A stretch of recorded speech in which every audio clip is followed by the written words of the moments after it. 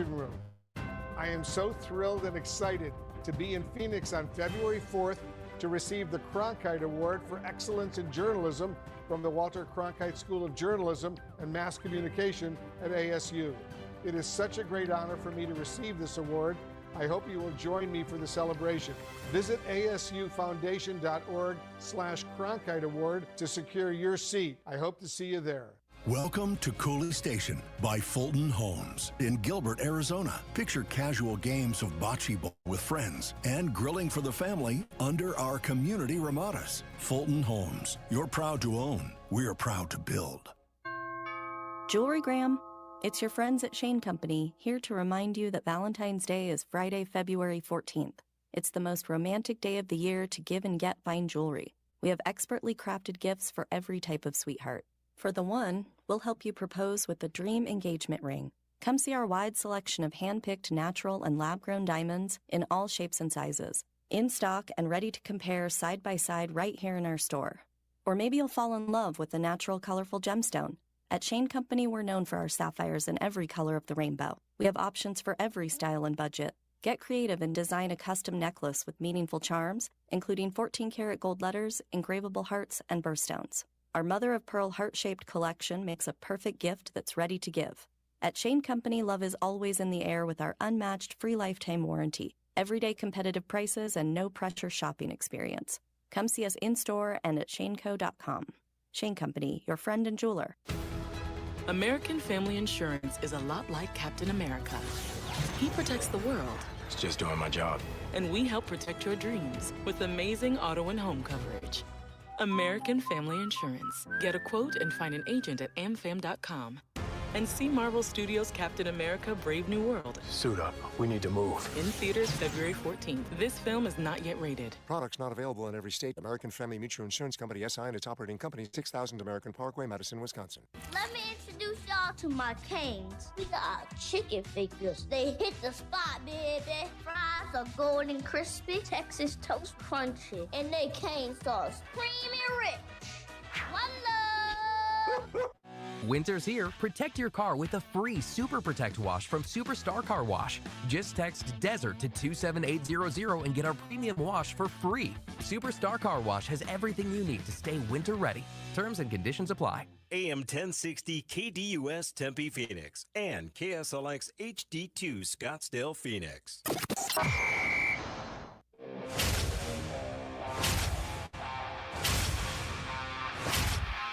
It's the lunch break. 11:03, January 30th, 2025, live. KDUS AM 1060, the KDUS AM 1060 app. And yes, back on the KDUS AM 1060 YouTube channel. And that's where I want to start today. Welcome into today's edition of the lunch break. Chris Schubert here with you. Hope you're all having a fantastic start to your Thursday. Yes, we are back on YouTube. Last 2 days, for those of you who are regular watchers of the video version of the show, you will notice that it's some technical difficulties is putting it, I think, nicely for what we've been dealing with for the last 2 days. For whatever reason, all of our equipment in here just stopped working. And I had people in and out. If you were watching the stream yesterday, you saw I had IT people in here. I was running in and out trying to figure stuff out. It just wasn't working. It was one of those things this week where Monday was fine, last 2 days, not so much. So we're unplugging things. We're plugging things back in. We're updating drivers. We're moving things around. And then, this is where we should have started because it would have made it a lot easier. We just rebooted the computer. Everything was fine. So it was the old turn it off and turn it back on, and it worked.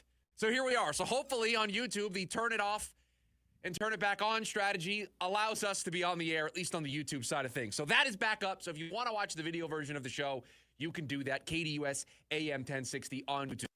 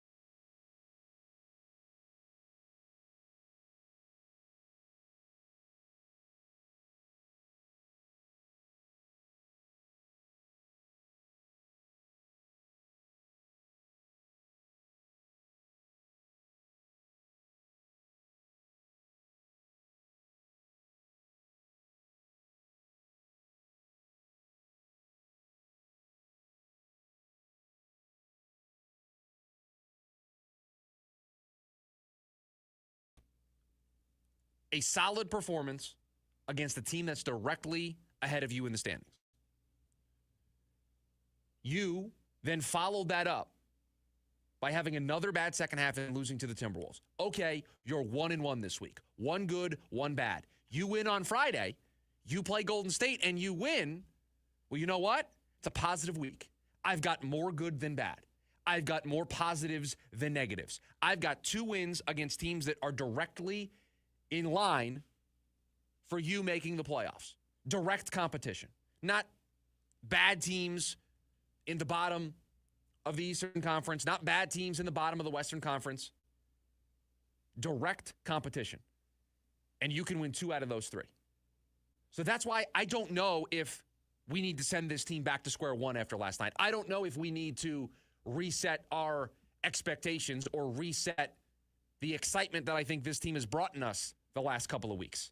Again, 8-2 in their last 10 entering last night. On a 3-game winning streak entering last night. Probably the best basketball they've played since, what, the beginning of the year? When they had that 8-1 start to the year? Everybody healthy. We're not dealing with Kevin Durant played last night. Kevin Durant didn't miss any time. Ryan Dunn was back. Again, health has been relatively a positive for this team. And they have this 8-2 stretch. So that's the question that we are going to debate all day today. That is the question that we are going to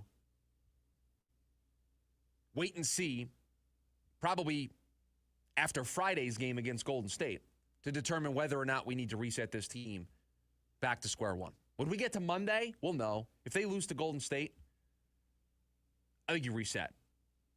Because then it's, okay, I watched you beat up on all the bad teams, and then I watched you go 1-2 against the good teams. And spoiler alert, there's a lot of good teams left on your schedule.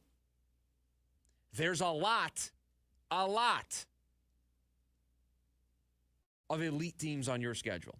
You still have to play Oklahoma City. You still have to play Houston. You have another game with Minnesota. You have games against the Knicks, the Celtics. I think you have one more against the Cavs. You still have all the elite of the elite. So if I can't trust you in a week like this, where, let's face it, I wouldn't put the Clippers, Timberwolves, and Warriors in the elite of the elite. Good teams, not great teams, not elite teams, good teams. Great litmus test teams for the Phoenix Suns. It's why we've been focusing so much on this week in particular. It's why surviving on Monday was nice. Why blowing it last night. It was right there, all in front of you. We could have very easily come in here today with the way this team played in the first half and talk about a team that had 2 big wins this week in a really important week for them. Because part of the hard part of their schedule the rest of the way are games like this. So if you're able to win them, I can start to take you more seriously. We are a week away from the NBA trade deadline. You potentially are going to put yourself in a position to mortgage at least the next 2 years or make the next 2 years more all-in years for you. You need to prove to me that that would be worth it. You need to prove to me that you should be pushing those chips into the middle. Because you're going to do something between now and Thursday. But what that is, I think, is a direct response to this team's record, where they are in the standings, how they are playing, and think about this for just a second. Over and over and over again, we have come in here on this show, and I've turned on this microphone, and I've looked into that camera, and I have told all of you, man, the Suns blew it in the second half. The Suns had a good team on the ropes, and they didn't take care of business. I've also come in here and praised the Suns when they've beaten teams they're supposed to beat. That's the story of the 2024-2025 Phoenix Suns. Beat up on the teams you're supposed to beat up on and not pass the test against the good/great/elite teams. It's just that simple. That's their story. And last night, another example of you not getting that job done. How am I supposed to take you seriously? 480-864-1060 is the phone number for you to join the conversation here today on the show. You can also hop into the YouTube live chat, KDUS AM 1060 over on YouTube. Coming up on the other side of the break, what about a first-round pick to back up Kyler Murray? No, I'm not arguing to use this year's draft pick on it, but could somebody who was drafted in the first round be headed to Phoenix? Talk about that next. The lunch break, KDUS AM 1060. Listener rewards for you with the KDUS 1060 app. Download today to hear all of the national and local shows you love. That's the KDUS 1060 app. Alexis and I watch lawyers get out there and say they're going to get you a fast, easy, serious injury settlement. And we're like, what? It'd be like going to your cardiologist and asking for a fast, easy triple bypass. Hi, I'm Mark Breyer. And I'm Alexis Breyer. We're the husband and wife law team. Fast and easy settlements actually is less work for the lawyer and less money for the client. And you know who promises you that? People who don't want to get out there and fight for you when you need them. Do your research after a serious injury. Call the husband and wife law team first. Labrie, Mayung, Petrucci, Portnoy, Rudis. Dream Theater, 40th Anniversary Tour. February 18th at Arizona Financial Theater. Dream Theater. Tickets on sale now at livenation.com. Don't miss Dream Theater, 40th Anniversary Tour. I'm John Morgan. When people stop me to ask, what's my case worth, here's what I tell them. All law firms are not the same at all. You see, the most important part of anyone's injury case is the firm you hire. The insurance company knows exactly which firms fight for full value and which firms will settle your case for pennies on the dollar. Our firm has recovered billions and billions and billions. $3 billion last year alone. There's only one Morgan & Morgan. Injured? Visit forthepeople.com for an office near you. Wish your school better fit your needs? Switching to Primavera Online mid-year is easy. Enjoy a flexible online education from the comfort and safety of home, plus exclusive benefits like free private tutoring and merit awards for college and more. Enroll at chooseprimavera.com. The love affair is burning hot at Whole Foods Market. Stop in for Valentine's Day deals on delicious desires like roses, surf and turf, gifts for your person, supplies for a special dinner, and more through February 14th. Have you downloaded the KTUS 1060 app yet? Download today and get all of your favorite local and national shows right on your phone.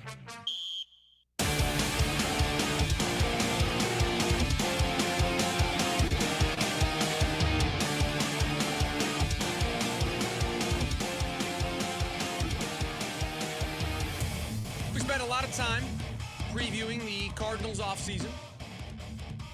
Edge rusher, wide receiver, what they're going to do on the interior of the offensive line, all of it. All of it important. All of it going to happen in one way, shape, or form. Trade, free agency, draft. The Arizona Cardinals are going to attack free agency. They're going to attack those positions of need. There's a position of need that we've talked about, I want to say in passing here in the program, and that is what the Cardinals are going to do at the backup quarterback spot. Now, you may not think it's very important. You may say, Chris, do the Cardinals need an upgrade at their backup quarterback spot? And here would be my retort to that. And not so much this past year, but the year before, certainly. Did you see how many times a team needed to turn to a backup quarterback to get them through a stretch? To get them through 2 or 3 games? To keep their season afloat? To just create some level of stability to where the starting quarterback can come back from that injury and you didn't lose any ground in the standings. You stayed in the playoff race. Your season stayed alive. Dallas should have been done. And this is an extreme example, but Dallas should have been done the moment that Dak Prescott went down. How long did their season stay alive? How long were they still in the mix for the playoffs? I want to say they didn't get eliminated until like week 16 or week 17. It was late in the season when Dallas got officially, the E got put next to their name. The year before, Minnesota ran through a bunch of quarterbacks. Sometimes you need a quarterback on your roster that's been there, that's done that has starting experience, that can help you game manage 2 or 3 games. That can allow you, if Kyler Murray has to sit for a week, your entire season is not going to be completely wasted. Or if Kyler Murray's going to miss 2 or 3 weeks, you have somebody that you can turn the reins over to keep your season afloat so that injury doesn't sink your entire season. Well, there's a story on CBS Sports by Cody Benjamin playing quarterback matchmaker. And obviously, picking landing spots for Sam Darnold, picking landing spots for Kirk Cousins, but that's not the name that gets drawn for the Arizona Cardinals. No, there is a name for the Arizona Cardinals, and it is Kenny Pickett. This is what Cody says in the story. Quote, the ex-Steelers starter fared well as the Philadelphia Eagles backup in 2024, but the Birds could prefer to recoup some value and turn to Tanner McKee in 2025, and Arizona needs Kyler Murray insurance. I agree with that last part. I don't think Clayton Tune is that guy. I don't think Clayton Tune is the guy I want the Cardinals to turn to if the season hangs in the balance for 2 or 3 games. Now, you tell me Kyler Murray is going to get placed on injured reserve and miss half the season or potentially miss the whole season. It doesn't matter who your backup quarterback is unless your backup quarterback is an all-pro, a Pro Bowler, an MVP candidate. And nobody has that. It's not the way we do things in the NFL. But if I have to get through 2 or 3 games, I need an upgrade from Clayton Tune. I need somebody that's an NFL veteran that has starter experience. And in Kenny Pickett's case, I think uses his legs, has mobility, doesn't have the biggest arm, but I don't think you have to change a lot of your offense. That's a big thing for me. You're going to bring in a backup quarterback. That guy has to be able to run your offense. You can't be changing what plays you're calling. You can't be changing what you're doing offensively. You need the backup quarterback when he practices with the ones or when he practices during the week that he is able to jump right in and there is 0 transition required. That's the big thing about having a backup quarterback. And so does Kenny Pickett fit that? I think in some ways he does. He's a quarterback that can extend plays. He uses his legs. He has that mobility. And so I think that is very similar to what the Cardinals like about Kyler Murray. He doesn't have the arm that Kyler Murray does. He doesn't have the accuracy that Kyler Murray does. He is not Kyler Murray. But do I think he's an upgrade from Clayton Tune? Yes. Why? Been there, done that. He's been a starter. Was a starter in Pittsburgh. Has some decent pedigree. He is a first-round pick. Was taken by the Steelers in the first round. There's clearly a level of talent there. Clayton Tune was what, a day 3 pick from the Cardinals? It's the difference between having a guy that was a first-round draft selection being your backup quarterback than it is a day 3 developmental type player like Clayton Tune. But why would the Eagles move him? Well, the story mentions they would like to maybe recoup some value. They have Tanner McKee, who I believe started the last game of the year for them in the regular season. And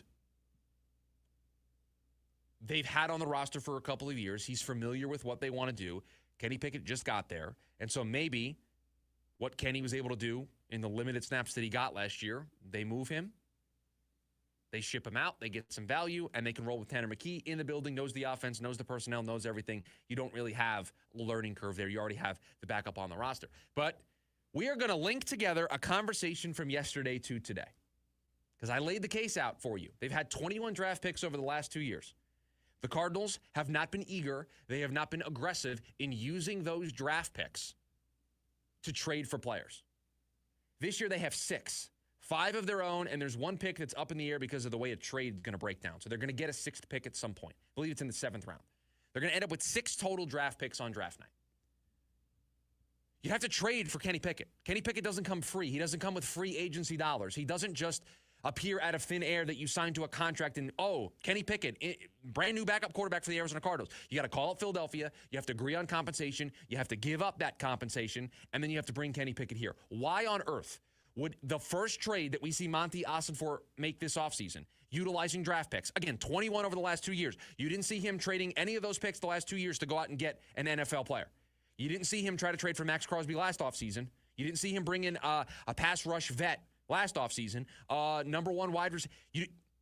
Shipping players out, right? But not bringing players in. And you're going to do that. You're going to break through that wall this offseason with your limited draft capital. And the place you're going to do it is for your backup quarterback. No, thank you. Not happening. Cardinals need a backup quarterback. Cardinals need somebody that has veteran experience that can get them through a series of games if need be. But they're not going to trade draft assets to do it. They are not going to take a day 3 pick and flip it for Kenny Pickett. That's just not the way this organization is going to operate. You've now seen 2 full off seasons of it. What about the way Monty and company have operated? The way they've conducted business tells you that, we're going to just Make sure we get Kenny Pickett. We're going to trade a 5th-round pick or a 6th-round pick to make sure we get Kenny Pickett. This is not rooted in reality. I like the thought. I like the idea of getting a backup quarterback upgrade for the Arizona Cardinals. It's just not going to come through draft picks. They're limited in that capacity compared to years past. They're affluent in free agency dollars. That's where the upgrade's going to come from. It's going to be paying somebody that's out there in free agency that doesn't require anything but dollars. That's how they're going to attack this, if they are going to attack it. Just because we say they should doesn't mean they're going to make that a priority. Doesn't mean that that's going to be something that they aggressively go out and target. They should. They need to be better than Clayton Tune at the backup quarterback position. It's low on the totem pole. They got to get an edge rusher, multiple. They've got to get a wide receiver, the interior of the offensive line. There's a lot of other stuff that has to be atop of the list for the Cardinals, but we can't shy away from, hey, they need an upgrade at backup quarterback. I just can't see a world where they trade a draft pick to do so. If they're not going to trade draft picks for Max Crosby or Myles Garrett or insert a big name, if they're not going to do it for those guys, when they have 21 draft selections over a 2-year period, and they're not going to make the big splash then, why would they turn around and make a trade for Kenny Pickett? Just not going to happen. I like Kenny Pickett. I wouldn't be mad about it. I think that's one of the best ways you can upgrade your quarterback room. Have you looked at the free agent quarterback class? Again, take Sam Darnold, put him to the side. Look at the bucket of quarterbacks that are going to be available to be backups. Justin Fields? Does that do anything for you? Probably the best guy available. It's not a great group. Kenny Pickett, to me, if all things were equal, would be towards the top of that list. Again, former starter, proven veteran, first-round draft selection, has some talent, and you're putting him in a role where he can just be a backup quarterback, that's great.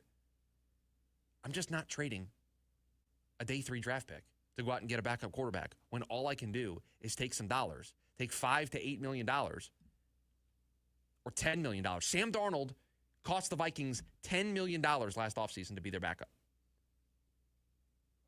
Now, that's a unique scenario because they had a rookie quarterback that they drafted and an injury put Sam Darnold into the starting lineup. But for $10 million, you're telling me that you can get somebody like a Sam Darnold? I would much rather do that.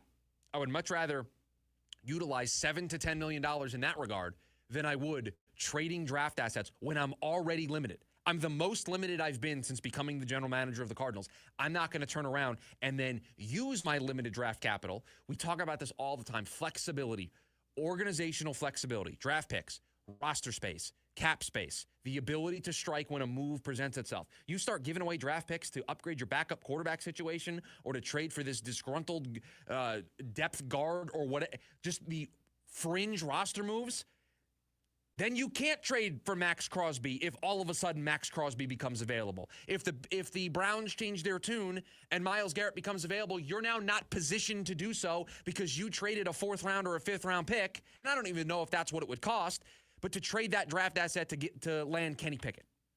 It's just, that's not good business.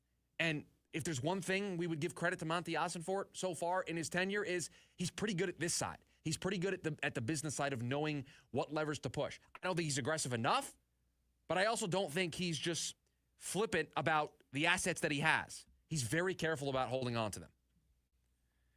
480-864-1060 is the phone number for you to join the conversation here today on the program. Coming up on the other side of the break. I'll say it. I think the Suns have a scoring problem. That's next. The lunch break. KDUS AM 1060. Your morning drive just got a little better. The Dan Patrick Show is live weekday morning starting at 6 exclusively on KDUS AM 1060. Breaking news coming in from Bet365, where every nail-biting overtime win, breakaway, pick six, three-point shot, underdog win.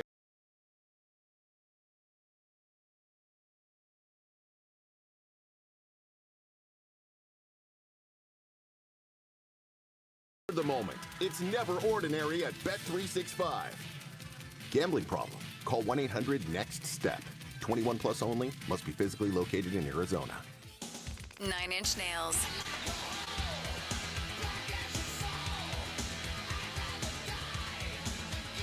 Live at Footprint Center, September 16th.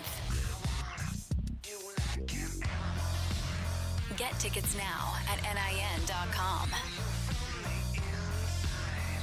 9 Inch Nails, live in Phoenix. Peel It Back World Tour 2025.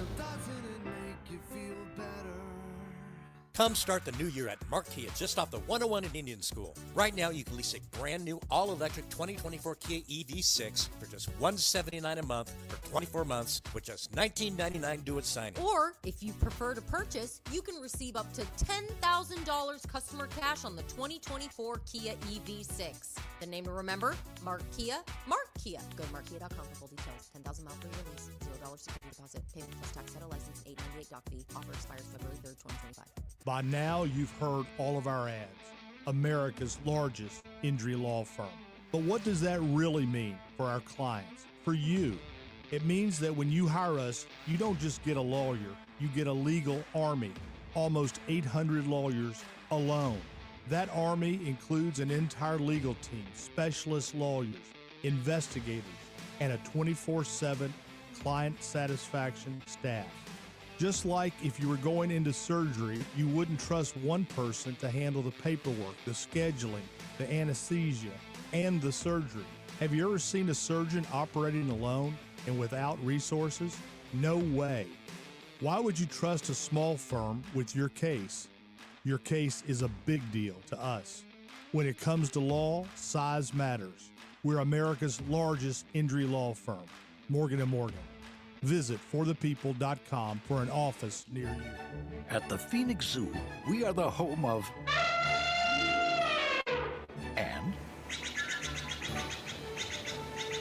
and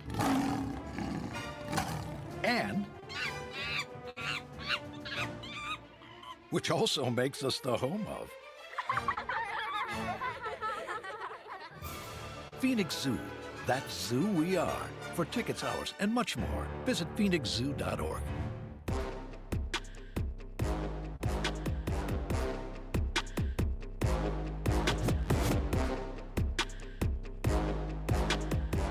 You know, I have a bone to pick with Basketball Reference. They don't understand what we do here on this show. Because I was all ready to go. I opened up my tablet here. And it's already bookmarked. It's already there because we do it every day. I was ready to give you the playoff probability report for the Phoenix Suns. And there's just a little banner at the top that says the NBA data updates for January 30th, 2024 are delayed. Do they not understand how important that is to the show here? I have to know where these playoff odds went to. They were 10.3 going into last night's contest. The Suns lost. The Timberwolves won. Other teams won in the Western Conference, so there's going to be an update here. Now, I can't provide to you that update. It's disappointing, really. So I will give you the playoff probability report for the Phoenix Suns the moment it is updated. I will just constantly refresh this page until that happens. In the meantime, let's dive back into last night's 121-113 loss to the Minnesota Timberwolves, and I'll read you some numbers. 33, 28, 17, 11, 7, 5, 5, 4, 3. No, I'm not reading numbers to you like they are the numbers that they needed to input into the hatch in Lost. No, those numbers are the scoring output from the Phoenix Suns last night. Kevin Durant with 33, Devin Booker with 28, Bradley Beal with 17 off the bench, Grayson Allen with 11 off the bench, Nick Richards with 7, Tyus Jones and Ryan Dunn with 5, Royce O'Neal with 4, and Mason Plumlee with 3. And so that leads me to this question. Do the Phoenix Suns have a scoring problem? Who's the third guy that you trust to provide the scoring right now? You know what you're going to get from Kevin Durant. You know what you're going to get from Devin Booker. Even if Devin Booker is having an uncharacteristic season for him. Even if he's having, statistically, one of the worst years he's had. Even that, you basically know what you're getting night in and night out from Devin Booker. You know, even at 36 years old, what you can realistically expect from Kevin Durant. Those guys are going to combine and they're going to be in the 50-60 mark bare minimum. That's the floor for those two guys. Last night combined for 61 of the Suns' points. You know what the floor is for those two guys. Who's the third guy that you trust? Because look around the NBA. Just look at the opposing team from last night's game. I, at one point, was looking around because the Suns finally got a fourth person into double digits when Grayson Allen got to 11 points. But there was at one point during the game in the second half where the Suns only had 3 guys in double figures. And I was like, I got to see what the rest of the league looks like. And I'm clicking around and I'm looking at box scores and, oh, this team's got 5 guys in double figures. This team's got 7 guys in double figures. This team has all 5 starters. Just every team had at least 4. Most had 5. And I thought, man, if the Suns can't get 3 guys to double figures regularly, they can't get 4 guys to double figures regularly, what are we even doing here? The Timberwolves had 4 guys in double figures last night. Anthony Edwards led the way with 33. Julius Randle with 28. Nickeil Alexander-Walker with 23 off the bench. And Jaden McDaniels with 14. They had 4 guys in double figures, matching the Suns and their 4. But who's the third guy that you trust? Because when you build a team the way the Suns have built this team, big 3, and we can nonchalantly say, oh, it's not really a big 3 anymore. It's just Durant and Booker. They're going to lead the way. You can say that. They're not built that way. If they were built that way, you could say that because there would be multiple role players that could come off the bench and give you the scoring. They're not built that way. They're built with 3 guys have to do the heavy lifting. And so if you're going to tell me one of those guys, we're not even going to consider him as part of the big 3 anymore, it's a big 2, you don't have the team that reflects that. You don't have the roster, the depth, the scoring, the role players that reflects that. So you can't say that. So who is the third guy that you trust? Is it Bradley Beal? I don't want to pile on the guy. He's been a model citizen. He has not been a problem. He has taken to his bench role and hasn't thrown a fit. He hasn't caused any problems. But you and I have watched these games. You've seen it. There are times where he can come off the bench and he can be Bradley Beal. He can be the third member of a big 3. And then there are nights where he plays 25 minutes, he plays 30 minutes, and he only gives you 9 points. The Suns aren't going to win a lot of basketball games against teams like the Minnesota Timberwolves if that's the output they're going to get. So is Bradley Beal the guy that you trust? Is it Grayson Allen? Is Grayson Allen the guy that you trust? He dropped 11 last night, but he's all over the place. There are nights where he can pour in 18 to 20. Then there are nights where shots not falling and he's giving you nothing. Who is the third guy that you trust to provide scoring for this team? The answer is they don't have that guy. It wasn't Bradley Beal when he was in the starting lineup. It's not going to be Bradley Beal now that he has been moved to this reserve role. It's not Grayson Allen. There isn't enough consistency. It's not Tyus Jones. They've completely changed the way that he's playing the point guard position for them. It's not Ryan Dunn. I think that's too much to put on a rookie who played 9 minutes last night coming back from his ankle injury. They were clearly nursing that. You noticed that the moment that Royce O'Neal started the game, that they were going to take it easy with Ryan Dunn. And I think that's too much pressure to put on a rookie who, going into the year, was defense first guy, and the offense you thought would come later. And he's been good, he's been solid, but I think that's a little unfair. Nick Richards, there have been times, but again, consistency. This team is built with a big 3 mentality. When you build a team that way, it goes like this. Those 3 guys score a lot of your points, almost all of your points. And then you get a 4th guy or a 5th guy that adds for you, that gives you the 10 to 12 off the bench. If you don't have that third guy that you trust, and listen, Bradley Beal last night scored you 17. I think they need more than that from him if they're going to make this work. But you didn't have the complementary scoring, the complementary pieces. So they don't have a third guy that you trust, because just as easily as Bradley Beal can score 17 in 25 minutes, he could score 9 in 35 minutes the next time out. So I don't think they have a third guy that you can trust. They certainly need to have that guy that they can trust because of the way that they are built. Again, if they were not built this way, if they were built like a dynamic duo, they would have more cap space, they would have more roster flexibility, and then you would have a bunch of guys that could come off the bench and score you 15 points a night. And you would be deeper and more well-rounded to where if one guy's off, you know you have other guys to pick up the pieces. The Suns are a very boom or bust team offensively. And we're going to tie it into the theme of the day. This is why the Jimmy Butler stuff won't go away.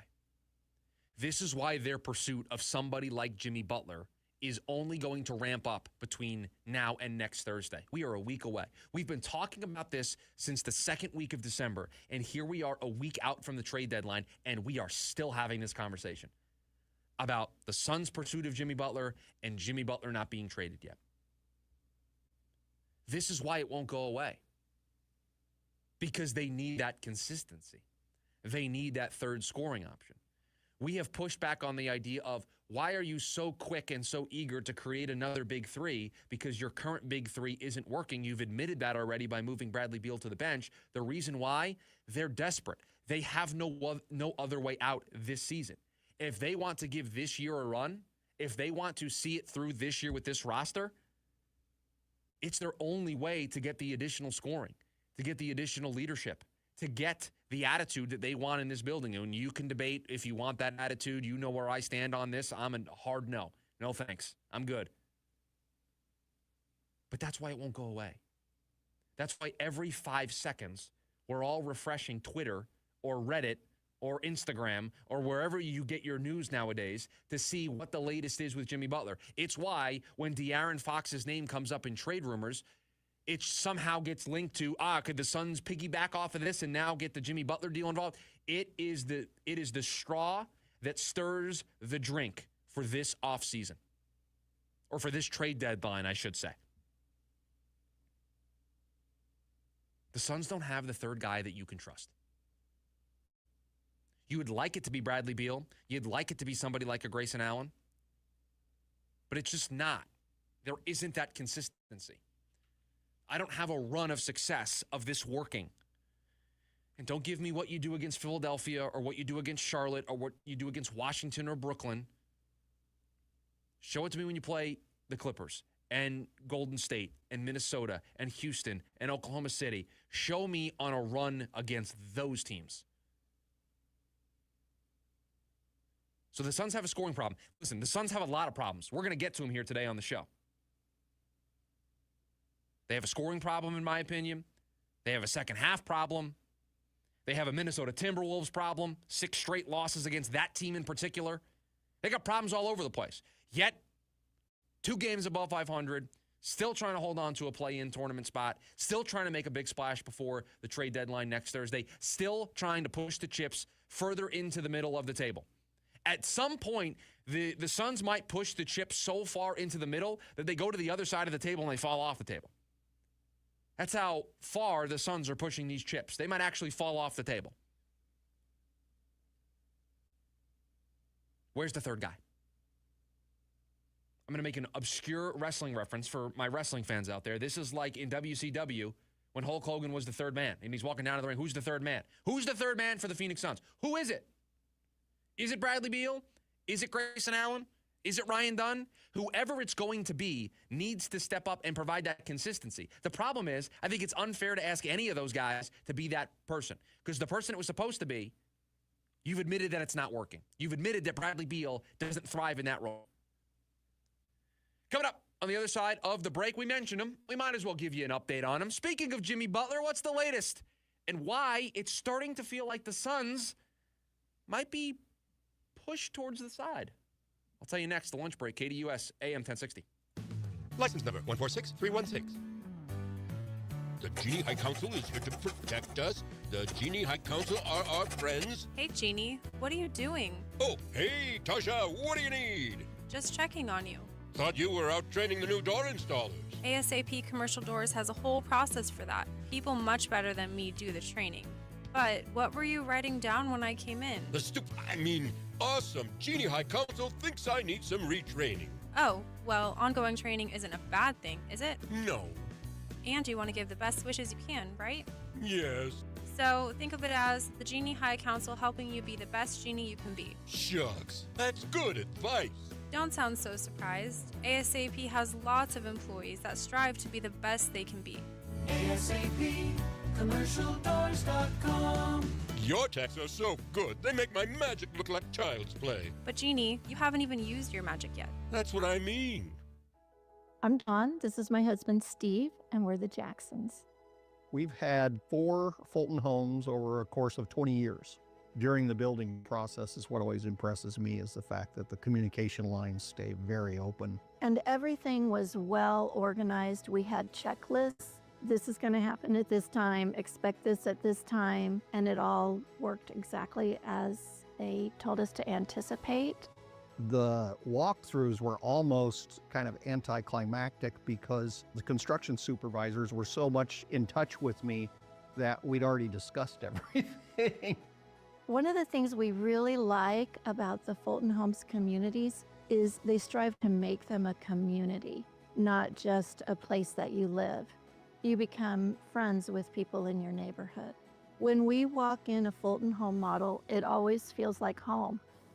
Fulton Homes. You're proud to own, we're proud to build. It gets a little crazy in the sports zoo sometimes. Listen weekdays from 5 to 6 p.m. with The Rooster, right here on KDUS AM 1060.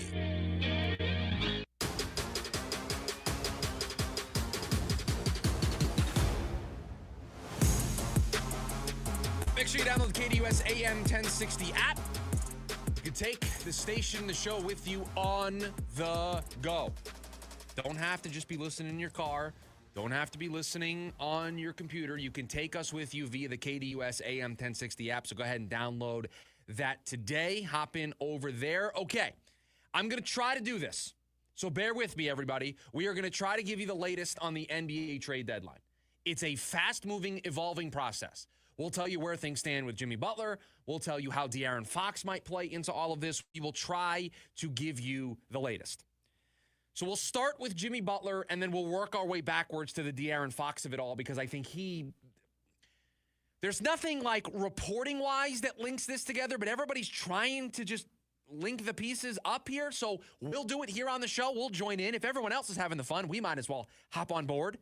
So we'll start with Jimmy Butler. We know that the price tag for Jimmy Butler is seemingly starting to fall. We played that cut for you earlier in the week from Brian Windhorst when he was on with Scott Van Pelt on SportsCenter, and he talked about how the Heat have started to lower their asking price, that it is not where it was a couple of weeks ago. And now, because of that, other teams are jumping into the mix. There are teams that thought he was destined to end up in Phoenix. There are teams that thought they didn't want to pay the price tag it was going to take to land Jimmy Butler, that now all of a sudden go, oh, he's not going to Phoenix? Oh, it's not going to cost an arm and a leg? It's not going to cost my entire draft stockpile?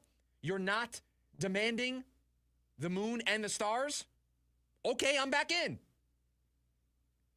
And so because of that, because those teams might be interested in hopping back in, and because, remember, Jimmy Butler, anywhere but Memphis, right? So if that is truly the case, and the Heat are coming down from their asking price, and other teams are viewing that and saying, hey, we might want to hop in here, it's very clear to me, or very easy for me, to see the Suns getting pushed out of the circle. They are going to be uninvited from this party. Think of the limitations that there are on a Phoenix Suns trade right now. You know them. I've spent a lot of time over the last 3 weeks explaining them. I know them like I know my credit card number, my social security number. That's how in-depth we've talked about the limitations that the Phoenix Suns have. Got to trade Bradley Beal. Can't aggregate salaries. No trade clause. What picks they can move. What picks they can't move. We've done it all here on the show. Do you know who doesn't have those limitations? Some of the other teams that might be interested in hopping back into the Jimmy Butler sweepstakes. So if Miami is lowering their asking price, if they're looking to get this done, and reminder, everybody, we are a week away. We are getting close to decision time. We are getting close to crunch time. We are getting close to, I think, a point of no return, where if this isn't going to happen for the Phoenix Suns, it's not happening at all, because teams are going to pivot. Teams are going to move to their plan B, their plan C, their plan D. They're going to There are a lot of deals that I think are just held up right now. Teams are just waiting to see if it's going to get paired into the Jimmy Butler trade and they're going to get added in and it's going to be like a 17-team trade that's going to make all this happen or whatever the case may be. There's a lot of stuff that's just waiting. We gave you a quote. I think it was earlier this week. I forget where it was. I think it was a story in The Athletic that said that there are teams, it might have been Yahoo Sports, where there's a deal already done. There are two teams that have agreed on a deal, but they're waiting to submit it to the league because the Jimmy Butler thing's holding it up because it might have to be wrangled into all of that. So if other teams are going to emerge and the asking price is going to go down, the Phoenix Suns are going to be boxed out of these conversations. Their way back into the conversations could be De'Aaron Fox. De'Aaron Fox, his agent, Rich Paul, telling the Kings, listen, you should probably entertain some phone calls for De'Aaron Fox. Not sure he's going to sign that Supermax here. Might want to get some value for him before he goes someplace else. And the Kings saying, you know what? You might be right. We're going to listen on De'Aaron Fox. And Miami is one of the destinations. Miami might make some sense. I have the Athletic NBA trade rumors live updates thread just open on the tablet at all times at this point. Like, you just never know when something's going to happen. And Sam Amick from The Athletic, senior writer over there, just wrote something up about the Heat being a potential landing spot for De'Aaron Fox. Quote, now, the Miami thing, that's kind of interesting. You never know. Does a Fox and Jimmy Butler situation run head-along into one another? Whatever the Butler situation ends up being is potentially a 3, 4, 5-team deal that's tough to put together. But you have two big-time pieces in Butler and Fox now in play, end quote. Now, if Miami's interested in De'Aaron Fox and they want to hop on board here, what could that trade look like? Well, unfortunately, there was a mock trade that was put together by Sam Vecenie of The Athletic. And I'm going to read it to you, and you're going to notice something that's very sad here. You're going to notice something that might disappoint you because it is a 4-team trade in which the Kings get Jimmy Butler, the Heat get Bruce Brown from the Raptors and DeMar DeRozan from the Kings, the Spurs get De'Aaron Fox and Davion Mitchell, and the Raptors get Harrison Barnes and some second-round picks. There's also a first-round pick that goes to the Heat as well. Did you notice something there, everybody? I mentioned 4 teams. I mentioned the Kings, the Heat, the Spurs, the Raptors. You know who I didn't mention in that mock trade? No, it's just a mock trade. It's not a rumor. It's just a proposal. But did you see how easy it was to box the Phoenix Suns out of this? Did you see how easy it was to say, you know what? I'm not dealing with Bradley Beal and his no-trade clause. I'm not trying to figure out if he would go to Sacramento or if he would go to Toronto. I'm not dealing with all that nonsense. I'll just make this deal this way. Now, do the Kings want Jimmy Butler? That's a whole question in and of itself. They would also get 2 first-round picks in this proposal. Sam Vecenie ran this by a NBA executive, and the NBA executive responded to him and sent him, quote, go to bed, Sam. So I don't know if that's not happening response or just you're just thinking too much right now. But I did find that interesting. See how easy it is to box the Phoenix Suns out at this point? How quickly Jimmy Butler could be going someplace else and it not be Phoenix, it not be the Suns. It's actually pretty easy to do at this point. And so now I have a question for you. It's rhetorical because you can't answer it. The only person that can answer it, or the only people that can answer it, their offices are at the Footprint Center. It's the Suns front office who can answer this question. What is the pivot plan? If the Phoenix Suns are not going to land Jimmy Butler, and it is looking day by day more likely that they are not going to land Jimmy Butler. Now, that doesn't mean that something couldn't happen in the next week or so. But if it was going to happen, don't you feel like it would have happened already? Don't you have a feeling that Jimmy Butler would be a Phoenix Sun already? So what is the pivot plan? What is the direction that this team is going to go in?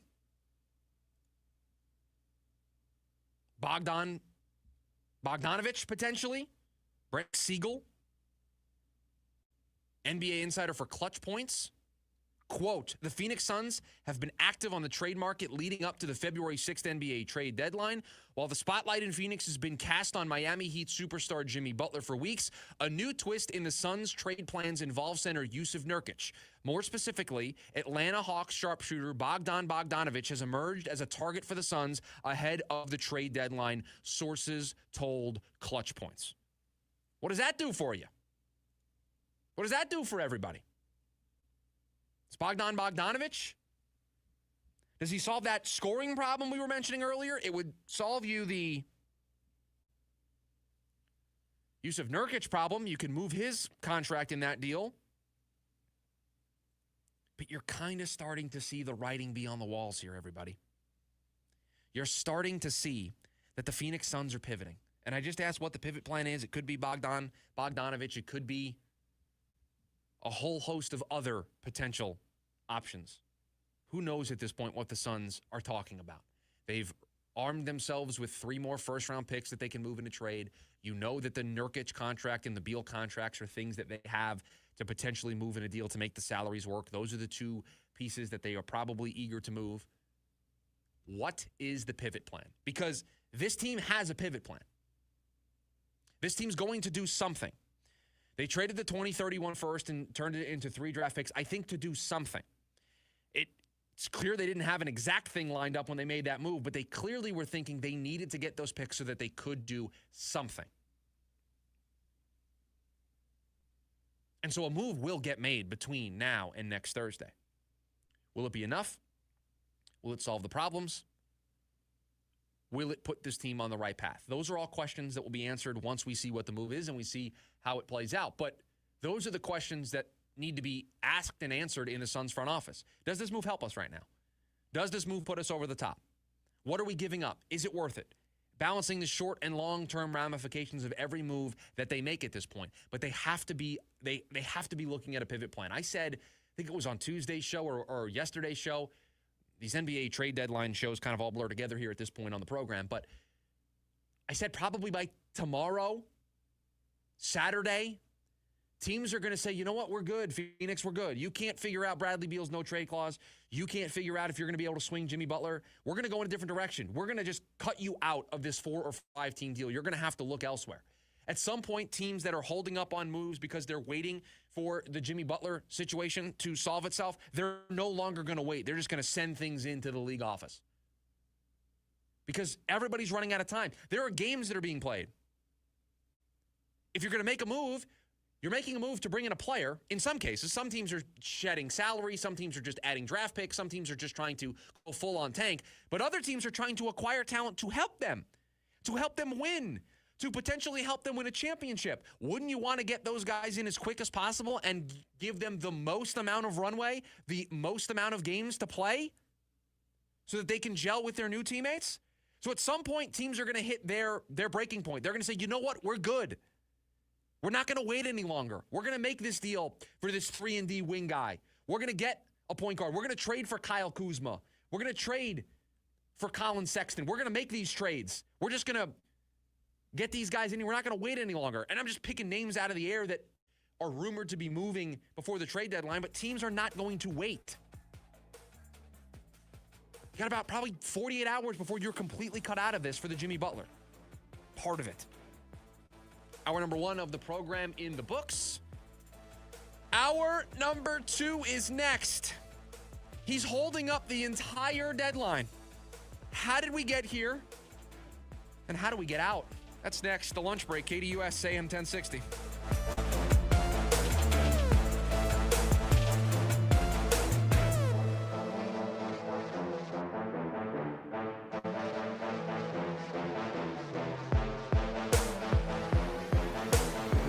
AM 1060 KDUS Tempe Phoenix and KSLX HD2 Scottsdale Phoenix. They're gonna go nuts when he hits this thing.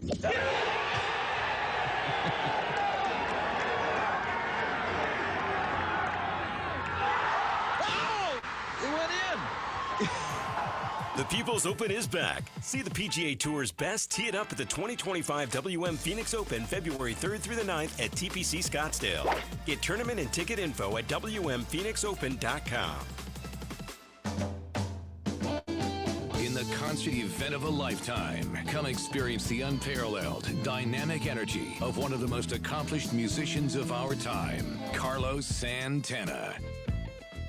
Oneness Tour 2025, Friday, April 18th. Talking Stick Resort Amphitheater. Take a trip through the hits from Woodstock to Supernatural and beyond. On sale now at LiveNation.com. Part of the America First Credit Union Concert Series. Picture this. A family trusts a lawyer after their father has been seriously injured. And then they're told there's no way to win his case, and they'll have to take care of him with no support. And that would have been the end of the story because they hired the wrong lawyer. Fortunately, they called us to the husband-wife law team. We were able to use our years of expertise to uncover evidence previously missed and guarantee they could change their father's life forever. Do your research after a serious injury. Call the husband and wife law team first. As a business owner, you wear a lot of hats. One minute you're ordering today's inventory, and the next you're planning tomorrow's expansion. It's complicated, but your business credit card should be simple. With the Signify Business Cash Card by Wells Fargo, you earn unlimited 2% cash rewards on purchases for your business, with no caps or categories to track.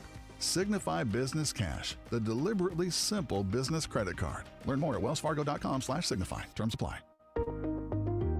With Cox Mobile, you're covered coast to coast, so you can call your friends anytime on that road trip from New York City to LA, even in, Franklin, Illinois. Huh, what if I call from Franklin, Georgia? Yeah, covered. Ooh, Franklin, Texas? Uh-huh. Franklin, Kansas, Missouri, Virginia, Nebraska, Yeah, all Connecticut. covered. Cox Mobile runs on the network with more nationwide coverage than T-Mobile and has call quality you can rely on. Cox Mobile, the smart way to mobile. Cox Internet required. Comparison based on percentage of area covered by T-Mobile as compared to Cox Mobile from FCC National Broadband Map of U.S. as of 12/31/23. Learn more at cox.com/mobile. Right now at Mark Kia, you can lease a brand new 2025 Kia Telluride for just $249 a month for 24 months with just $29.99 due at signing. The name to remember? Mark Kia, Mark Kia. AM 1060 KDUS Tempe Phoenix and KSLX HD2 Scottsdale Phoenix.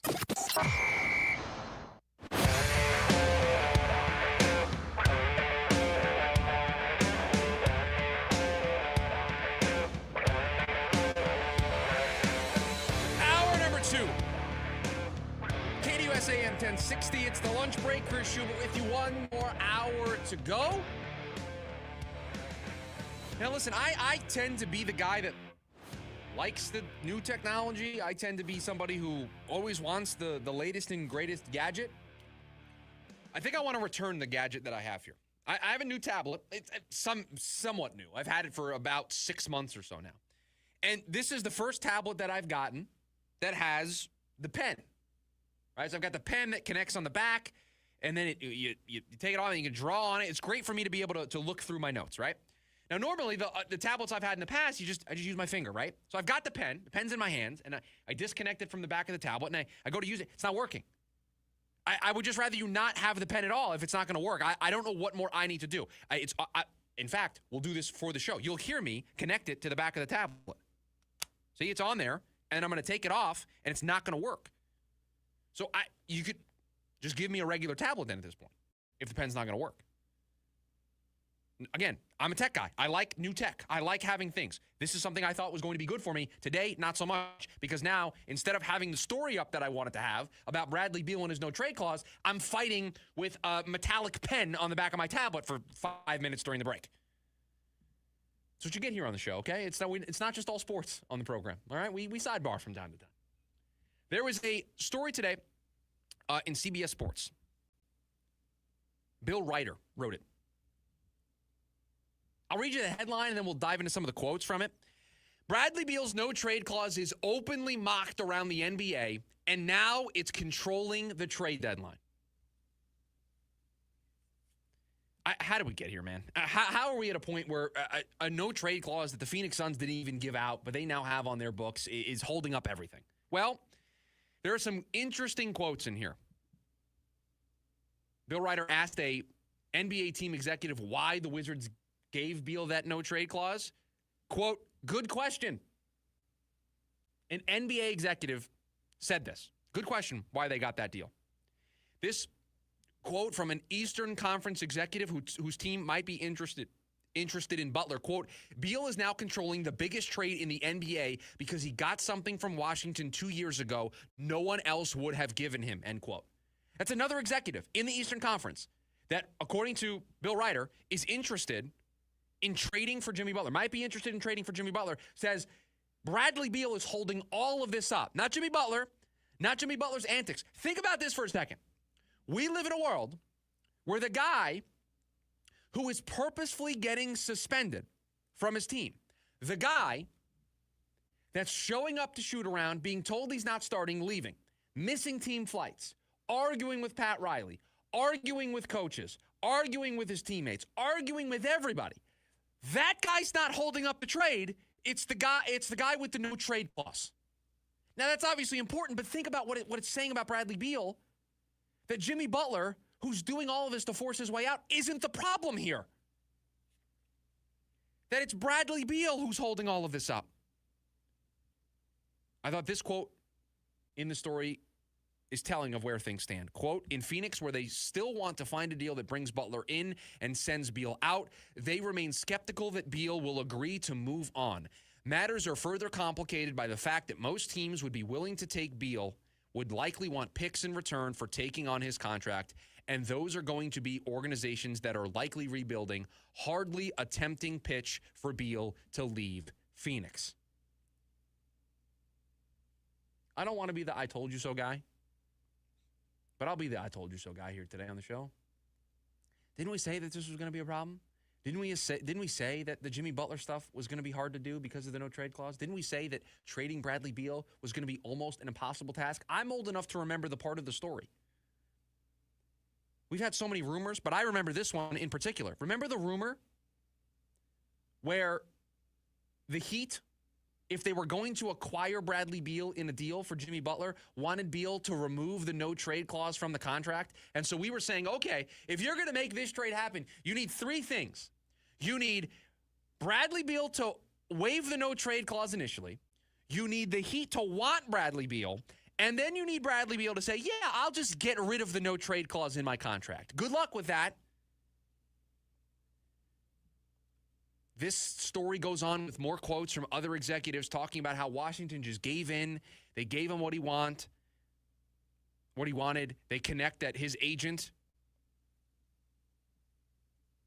Mark Bartelstein, his son, obviously the president of the Suns right now. It's just a problem that is hard to unravel. I can't untangle this ball of yarn and have it be a good thing for the Phoenix Suns. It just completely isn't working for the Suns, this Bradley Beal situation.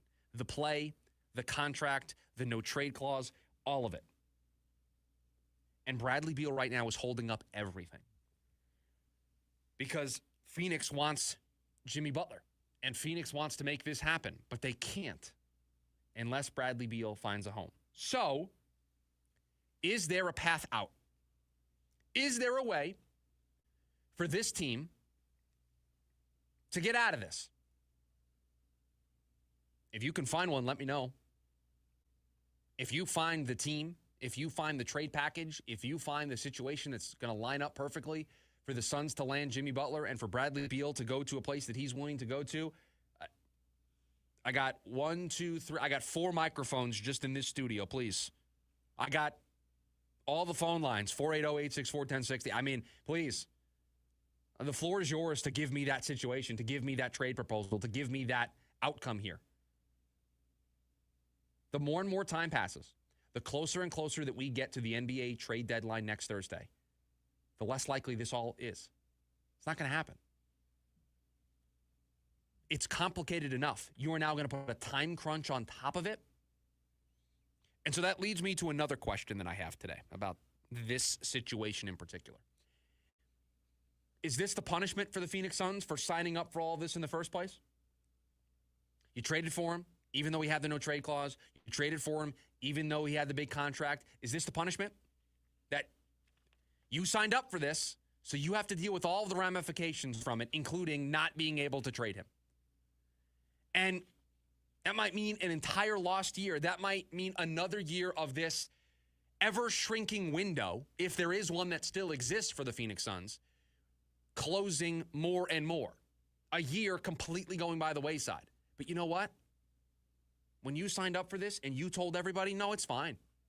This is the missing piece. This is the last thing this team needed to take them over the top. Bradley Beal, big three, Kevin Durant, Devin Booker, championship, man. This is a championship caliber roster, a championship caliber team. We've got a championship caliber coach in Frank Vogel. Oh, wait, we have a championship caliber coach in Mike Budenholzer. We've got a roster here that can compete for a championship. This team is worse than they were last year. This is the punishment. You sign up for something that carries all of this risk. Sometimes the chickens come home to roost. And they are right now for the Phoenix Suns. And they are at a very critical point. They are coming home to roost right when the Suns need to find the escape pod. They need to find their way out of this situation. And you know what? They can't. And everybody told you at the time, man, this better work out. There's a reason that the league is still mocking Bradley Beal getting a no-trade clause. It's nothing personal against Bradley Beal. It's why would you give out a no-trade clause and put yourself in this situation? Now, it's not like the Suns did it, but when you trade for a guy that has it, you basically assume all the risk. Washington gave it out, and they didn't have any of the risk. They found a team that was willing to take it on, no problem, a place that Bradley Beal was willing to go to, and now it's all Phoenix's problem. And you know what? It's Phoenix's problem in an ever-diminishing championship window. It's Phoenix's problem at a very crucial inflection point for this franchise. So what's the path out? What's the pivot plan? Is there a way for this to all come to a nice conclusion? I'm sorry. It's not happening. If you still think at this point, there's a better chance my pen for my tablet works than Bradley Beal gets traded. There's a better chance I solve that problem than the Suns solve their Bradley Beal no-trade clause problem. I know it's hard to do because we do the show every day. If you're listening every day, we ebb and flow through a lot, right? But think about every single team that's been thrown out there as an option for Bradley Beal. Every single one that's been thrown out there has immediately, or what feels like immediately, been dismissed. Milwaukee, Chris Haynes immediately comes out. Non-existent connection between the two. Chicago appears as, this is the new plan. This is the new escape pod for us. Athletic reports, he doesn't want to go to a cold weather place or doesn't want to go to a team that's losing. He won't waive his no trade clause to Chicago. They're out. Every single team that's been brought up as a potential destination, it all roads lead back to they either don't want Bradley Beal or Bradley Beal doesn't want them. And guess what? Once you start crossing teams off the list, you only have, 30 of them? The Heat don't want him. Milwaukee doesn't want him. Chicago doesn't look like he wants to go there. He's staying in Phoenix would not apply here. That's 4 teams right off the bat. Immediately. Then rule out all the cold weather teams. He's not going back to Washington. I can rule them out. He's not going to Utah. Toronto, just think of all the bad teams. Brooklyn, it very quickly dwindles to where it's like 2 teams. And meanwhile, while you're trying to untangle that web, the Warriors might be jumping back in on Jimmy Butler. The Kings might land Jimmy Butler in a mega deal that sends De'Aaron Fox to the Spurs. You might be left at the altar. You might be left without a dance partner. Why? Because of a decision that you made 2 off seasons ago. Because a decision that you made that everybody is like, are you sure? Not questioning the talent of the player, but are you sure you want that salary and the no trade clause? Because, man, if this doesn't work, you're screwed. You don't have a path out. At some point, that bill comes due. Can I let you in on the sad truth, everybody? They're paying the bill today. They're paying the bill tomorrow. They're going to pay the bill for the next week until the NBA trade deadline comes and goes. And then, if Bradley Beal is still on this roster when the trade deadline passes, payment received. And then you have to try to make it work with this group. I haven't even begun to wrap my head around trying to explore that scenario next week. because of how quickly all of this changes in a moment's notice, they might be able to figure this out. Again, I'm not betting on it. The pen on my tablet's going to work first before that happens. It feels like the Suns are being boxed out. We read to you a report from Clutch Points in the last segment about Bogdanovich potentially as a pivot option, that they're looking at him to bring in, moving Nurkic's deal.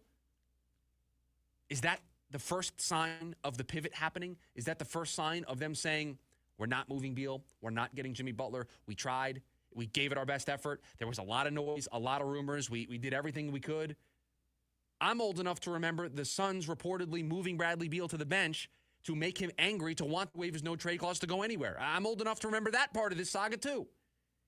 This is the payment for that. This is the payment for making the decision 2 years ago to take on a guy who's making the type of money that Bradley Beal is making and has a no-trade clause in his contract. So Bradley Beal is holding up the entire trade deadline.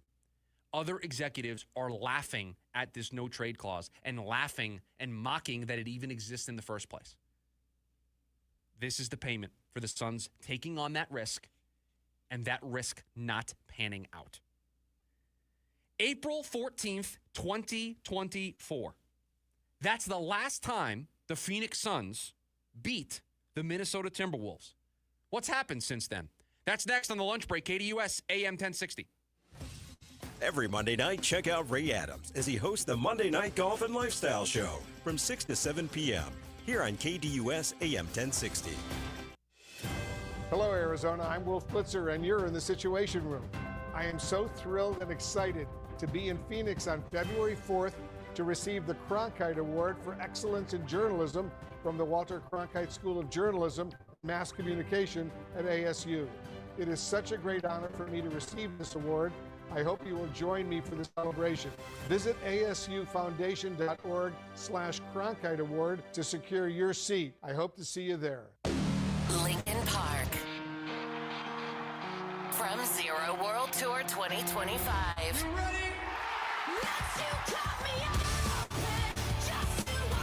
Live in Phoenix.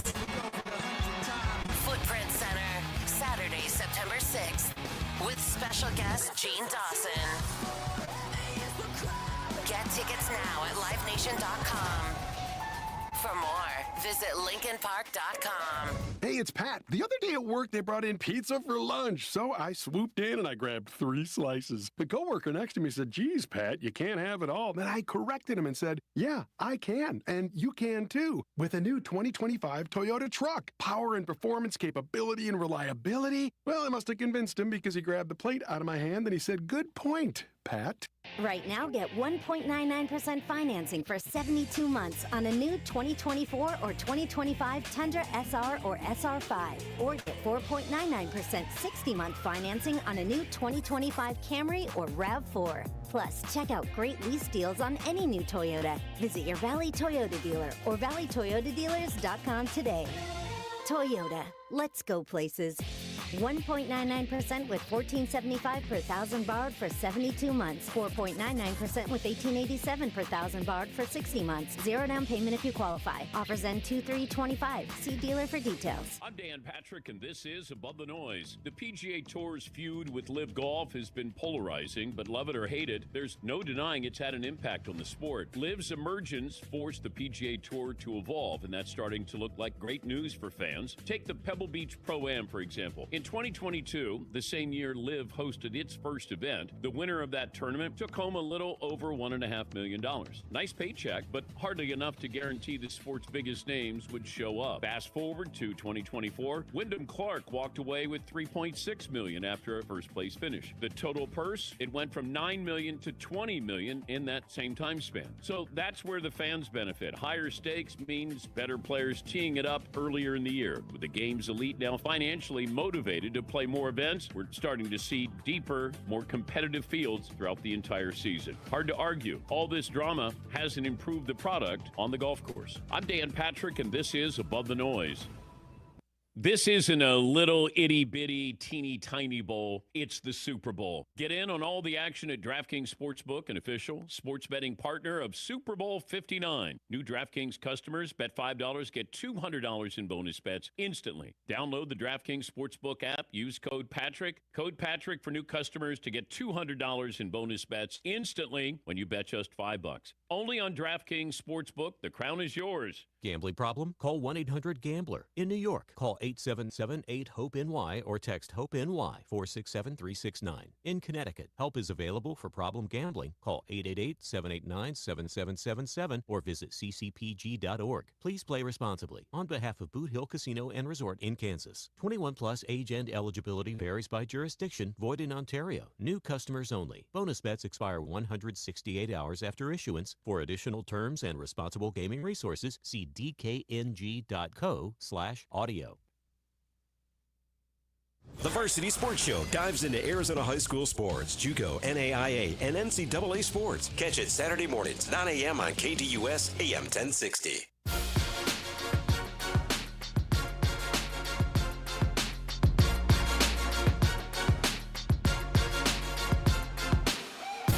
April 14th, 2024. The Target Center in Minneapolis, Minnesota. That was the location the last time the Phoenix Suns defeated the Minnesota Timberwolves. It was the end of last year's regular season. I believe it was the regular season finale, if I'm not mistaken. A 125-106 win over the Minnesota Timberwolves that set the stage for a playoff series that we all would love to forget. Because since April 14th, 2024, the Minnesota Timberwolves have defeated the Phoenix Suns 6 straight times. A postseason sweep, and now have beaten them in both regular season meetings so far. Looked at the schedule today. There's 2 more left between these two teams before the season is over. Why has Minnesota won 6 in a row against the Phoenix Suns? That was the question I tried to unpack this morning. And truthfully, the team this year that's won these 2 games is a lot different than the team that won the 4 games in the playoffs and swept the Suns. Cat's not there. Julius Randle is. Dante DiVincenzo is now on this team. Like, Cat is a major part of what they were doing last year and is a major part of who they were as a team. I know they still have Rudy Gobert. I know they still have Anthony Edwards. I get all of that. But Cat was a major part of what they are doing, and they swapped him out. They changed some of their bench up a little bit. And yet Minnesota has won 6 in a row. So I tried. I tried to look at the box score, and I tried to see, hey, did they just shoot more threes? Did they commit less fouls? Did they not turn the ball over as much? Did they win the rebounding battle? What is it? What is the one thing that I can point to that is the reason why the Suns won that game and really had a nice handle on Minnesota during the regular season last year, but now has lost 6 in a row to them? Now, to continue a theme for us here today on the show, 4 of the 5 starters for the Suns were into double figures. They had 3 guys score at least 20. Bradley Beal led the way with 36. Grayson Allen with 20. Devin Booker with 23. Kevin Durant was the 4th guy on the scoring charts with 15 in the 38 minutes that he played. So 4 of your 5 starters going into double digits. The big 3, this is math on the fly, so producer Dylan, spare me here if I get this wrong. But Durant and Beal, 36 and 15 is 51. Another 23 from Devin Booker, 74 points between the 3 guys. And then you got a 20 spot from Grayson Allen. When we talk about the scoring problem from this team, it's kind of what we're referencing, right? They didn't have that last night when they played the Timberwolves. But that's it, because you look at the box score, 55% from three-point land in that win, 16 of 29. Last night, 12 of 32 from three-point land, 37%. So they took more, made a lot less. You want to point at that as one of the main reasons why? Okay. Their field goal percentage overall, they were at 50.6%. In the game that they won last, 54.7%. I think this is going extremely granular. This is like going over this with a fine-tooth comb, but I'm looking for something. Give me something. The Suns got out-rebounded 36-32 in the win that they had on April 14th. They out-rebounded the Timberwolves last night 36-34. There's not this one stat you can point to and say, the Timberwolves did this better these last 6 games than the Phoenix Suns. If you want to say the shooting overall was bad from the Suns last night, they got cold at a bad time, and the Timberwolves went on a run, fine. You want to say that a team that shoots 37.5% from the three-point line, just not going to get it done? They took 47 threes in the game against the Clippers on Monday, 32 against Minnesota. That's 15 less attempts. You know this team wants to be high octane. You know this team wants to be shooting the three at an extremely high clip. But 32 is not one of their worst performances of the year. It's not great. It's not 47. They've had some 20 spots where they were only attempting 23s. They scored 111 points the other night against the Clippers. They scored 113 last night. They went 22 of 47 from behind the three-point line against the Clippers. 47 three-point attempts on Monday. 32 last night. There just wasn't a lot of shot taking from behind the arc. The Minnesota Timberwolves make that difficult for you. They're athletic. And the Suns seemingly didn't have an answer for that last night. And they seemingly didn't have an answer in the most important time of the game. So Minnesota has won 6 in a row against the Phoenix Suns, and I can't put my finger on one specific thing. I can't put my finger on it's this or it's that. I can't. Because if you look at what the Suns did well the last time these two teams play, I read you that box score. It was the last game of the season. They had 4 guys going to double figures. That's really it.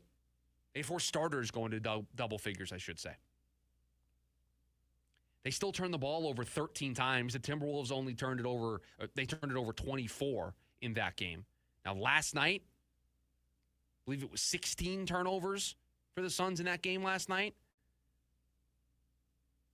16 for both sides. 20 points conceded off of those turnovers.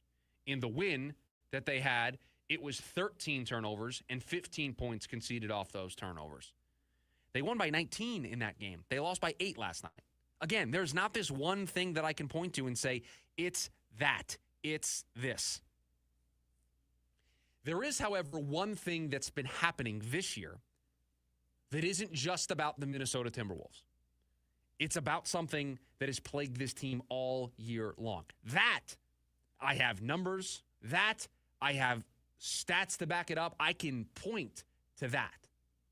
So on the other side of the break, you can hop in. 480-864-1060 is the phone number. The KDUS AM 1060 YouTube channel as well. What's up, YouTube? You can get your thoughts in there as well. But on the other side of the break, we've already talked about the Suns having a scoring problem. We've told you that they have a Timberwolves problem. They've lost 6 in a row to them. More importantly than all of that, the Phoenix Suns have a problem in the second half, and it happened again last night. We'll break that down next on the lunch break. KDUS AM 1060. Check out KDUS AM 1060 on 100.7 KSLX HD2. That's right, HD radio on 100.7 channel number 2. Breaking news, and this one is almost unbelievable. Yeah.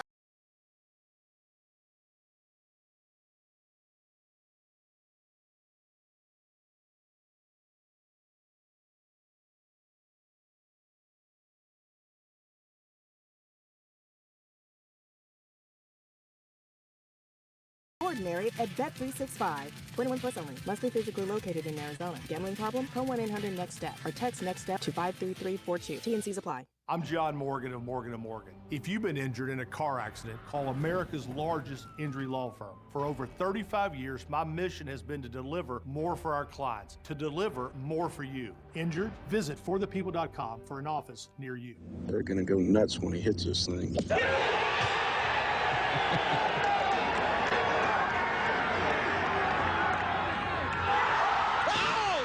went in!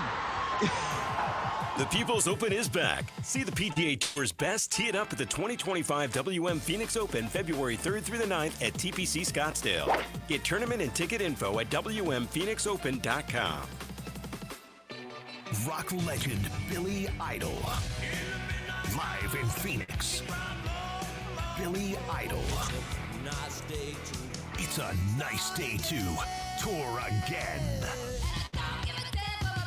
With very special guest Joan Jett and the Blackhearts. Live at Talking Stick Resort Amphitheater, April 30th.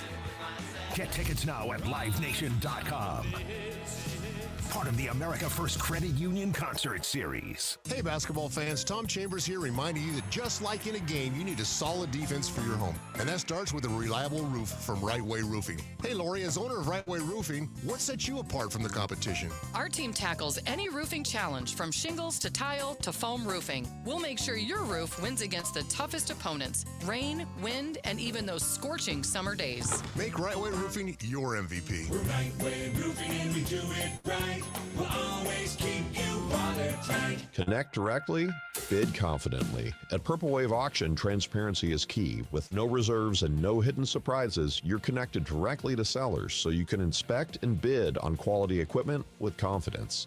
Whether you're looking for ag, construction, or fleet equipment, we're here to ensure a clear, hassle-free experience. Register today at purplewave.com and start bidding with peace of mind. Purple Wave Auction, the easiest and most straightforward way to buy and sell equipment. The love affair is burning hot at Whole Foods Market. Stop in for Valentine's Day deals on delicious desires like roses, surf and turf, gifts for your person, supplies for a special dinner, and more through February 14th. HD Radio is here for KDUS AM 1060. Check out your favorite shows and games on 100.7 KSLX HD2.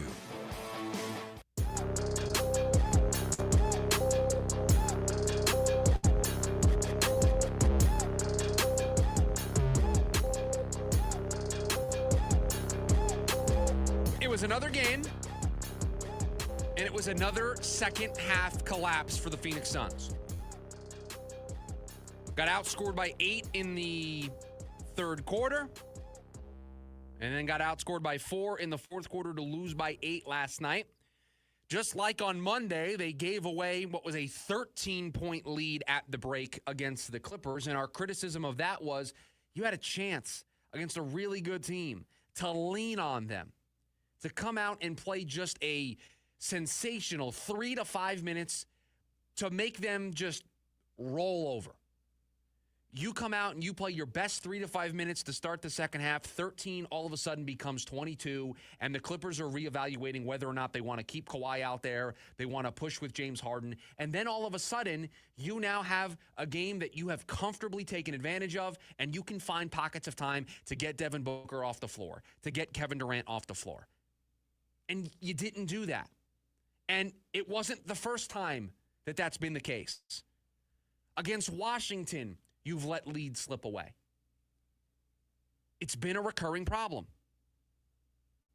How bad of a problem is it? Do you know what the average second half margin is for the Phoenix Suns this year? It is minus 1.8 points. So their second half margin on average is minus 1.8. Meaning they get outscored in the second half to the tune of about 2 points. That is 22nd in the league. Are you ready for this? Do you want to know what it was last year? Remember, it's minus 1.8 points. Last year, minus 0.6 points. They are 3 times as worse in the second half than they were a year ago. And this was a problem last year. So that's their second half scoring margin. 3 times as worse as what it was a year ago. And a minus 1.8 average second half margin.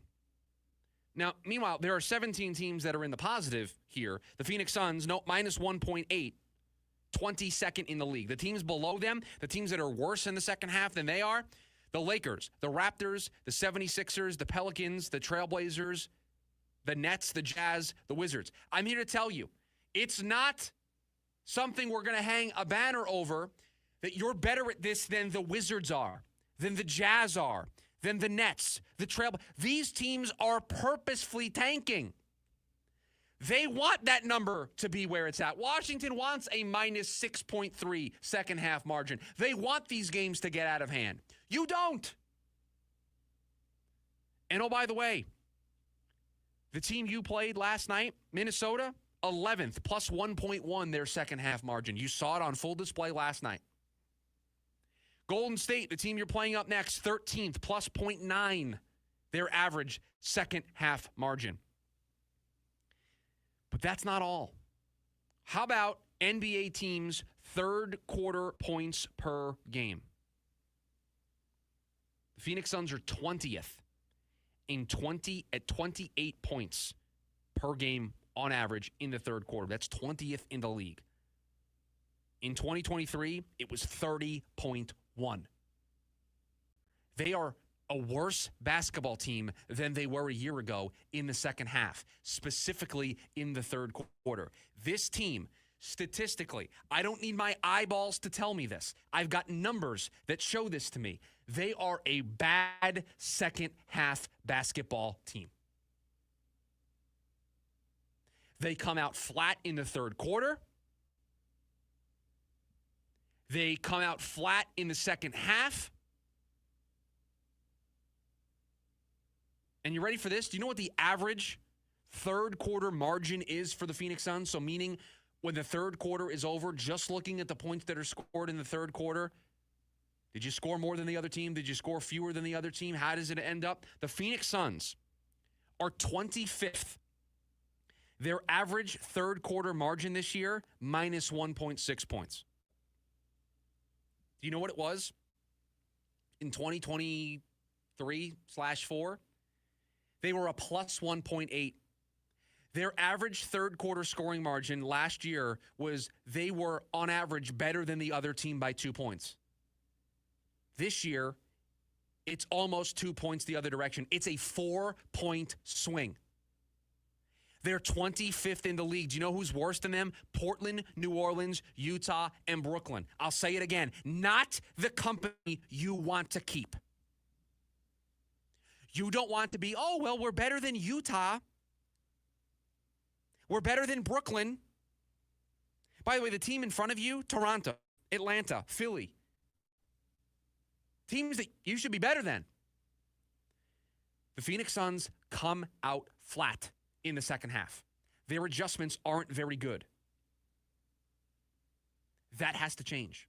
They are not going to beat Golden State. They're not going to beat Minnesota. They're not going to beat Houston and Denver and Oklahoma City and Memphis and the Clippers and San Antonio. And you just name the Western Conference opponents that they have left on their schedule. They are not going to beat those teams if they are going to consistently come out flat in the third quarter. It's a 4-point swing from a year ago. They were 2 points to the positive last year in their third quarter scoring margin. It's now 2 points the other direction. A full 4-point swing. You are giving away 4 points from last year.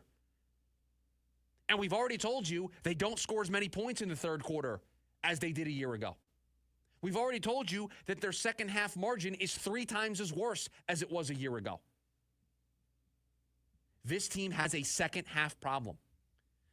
And every time they get up to a big lead going into halftime, the same question appears. Are they going to be able to hold it? And every single time we ask that question, the answer is the same. The answer is a resounding no. So we can talk about Jimmy Butler, and we can talk about Bradley Beal, and we can talk about additional scoring. The guys on this roster, the coaches that are coaching this group, have to find a better way in the half. They just have to. if this team, remember, all of this needs to be viewed through the lens of a championship caliber team, right? Because that's what they're going for. Even though, I'm out on this. I've been out on this since December. We'll have to go back and check the book on this, but I think it was like the middle of December where I said first round exit again. Like, I've been on the record for this since less than 2 months into the season. So I think I was first through that wall to say, nope, this isn't working. But they are operating like they are trying to win a championship. So I'll look at it through that lens. I don't have those expectations on this team anymore. Right now, it's make the playoffs. It's avoid the play-in tournament. That's really what the ceiling is for this team. And then we'll see what happens when you get to the playoffs. But they were a 6 seed last year, and they played 3-seeded Minnesota. If they play a 3 seed again this year with these second-half woes, do you expect them to fare any better than they did last year? Do you expect them to not get swept in the first round again? We talk about leadership, and we talk about attitude, and we talk about the makeup of this team. This is where you see it. You see it in situations like this because they know it. The coaches know it. If you and I know it, they certainly know it. For whatever reason, they come out in the second half, and it is a dumpster fire. It's a mess. They have one of the worst third-quarter margins in the NBA. They're only beaten by the worst of the worst teams. Their average second-half margin is 3 times worse than it was a year ago. They are, compared to last year, a 3 times worse second-half basketball team. And it might be okay if you do it against Minnesota. It might be understandable if you do it against the Clippers. Those are good teams. But guess what? What happens if you do it against Washington? What happens if you do it against Brooklyn? What happens if you do it against Atlanta or Charlotte or just insert a bad team? Utah is coming up on the schedule. What if they do it then? What if they have a double-digit lead going into halftime and then all of a sudden Utah comes out and they go on a run in the second half and now all of a sudden going into the fourth quarter, this is a tie game again and a 13-point lead is completely evaporated. Now, I'm not naive. I understand basketball is a game of runs, but you have opportunity after opportunity to lean on these teams. Give me 5 minutes. Give me 3 to 5 minutes of your best basketball and make that 13-point lead a 18 to 20-point lead and force that team to make some tough decisions. Do you know how nice it would be for the Phoenix Suns if that was the case? Do you know how much easier the job is for Mike Budenholzer as a coach, where he can now all of a sudden say, you know what, I've been riding Kevin Durant a little bit here. He's been doing a lot. Let me find him 7 minutes in tonight's game where he doesn't have to play as a 36-year-old. Or, man, Devin Booker feels like his legs are kind of getting tired here. Let me find him 6 minutes right now because we got a 25-point lead because we leaned on this team to start the second half. Because you know what you do? If you allow a team back into the game the way you have been all year long, those fourth quarter troubles that we all saw last year, you start thinking about it. And then it becomes a mental game. And then we question the mental makeup of this team. We question are they in their own heads about it? The Suns have a second half problem. And here is the tough part. I don't know how you fix it. Because it's got to come from within. There isn't a player that you go out and acquire, and maybe this is why Jimmy Butler's name is out there because of the attitude that he brings and the potential that he's going to be like, no, guys, we are not letting this happen. But what does that say about the group that you have if you have to look outside for that answer? If you have to go out and trade for somebody that can help you not forget how to play basketball in the second half, not be a 3 times as worse team as you were a year ago. You have to be better, and you have to be better in the second half because you got away with it against the Clippers on Monday. You did not get away with it last night. And more often than not, it's going to look like last night. It's going to look like a team that can't get it done in the second half. And if you can't get it done in the second half, if you can't get it done in crunch time, how are we supposed to think that when we get to the playoffs, if you're in there, that it's going to go any differently than last year? Last call, 480-864-1060 is the phone number. We've got the leftovers. We've got the Diamondbacks to update you on. And Adam Silver floated an interesting idea. I'll give you my thoughts on it next. It's the lunch break, KDUS AM 1060. Need social information about KDUS AM 1060? Try KDUS1060.com, at KDUS AM 1060 on Twitter, and Facebook.com/KDUS AM 1060. A family called us recently after being told they had no case. But we found evidence many others had missed and helped them win the largest car crash verdict in Arizona that year. Hiring the wrong lawyer can cost you everything. Call the husband and wife law team first. License number 146316. The Genie High Council is here to protect us. The Genie High Council are our friends. Hey, Genie, what are you doing? Oh, hey, Tasha, what do you need? Just checking on you. Thought you were out training the new door installers. ASAP Commercial Doors has a whole process for that. People much better than me do the training. But what were you writing down when I came in? Awesome. Genie High Council thinks I need some retraining. Oh, well, ongoing training isn't a bad thing, is it? No. And you want to give the best wishes you can, right? Yes. So think of it as the Genie High Council helping you be the best genie you can be. Shucks, that's good advice. Don't sound so surprised. ASAP has lots of employees that strive to be the best they can be. ASAP, commercialdoors.com. Your techs are so good, they make my magic look like child's play. But Genie, you haven't even used your magic yet. That's what I mean. You hear it all the time. Lawyers talk about all their experience. Many years of experience with insurance companies, and experience in the courtroom. But what they're not talking about is their results. Maybe they don't have any. At Lerner & Rowe, we're proud of our results because that's how we measure our success. We've helped over 150,000 people recover billions of dollars for their injuries, with over $1 billion just in the last 5 years alone. When you want results, call Lerner & Rowe. Lerner & Rowe is the way to go. Call 977-1900. Welcome to Cooley Station by Fulton Homes in Gilbert, Arizona. Picture casual games of bocce ball with friends and grilling for the family under our community ramadas. Fulton Homes. You're proud to own. We're proud to build. But the Dan Patrick Show brightens your mood to work. The DP Show airs live weekdays from 7 to 10 right here on KDUS AM 1060, 100.7 HD2, and KDUS1060.com.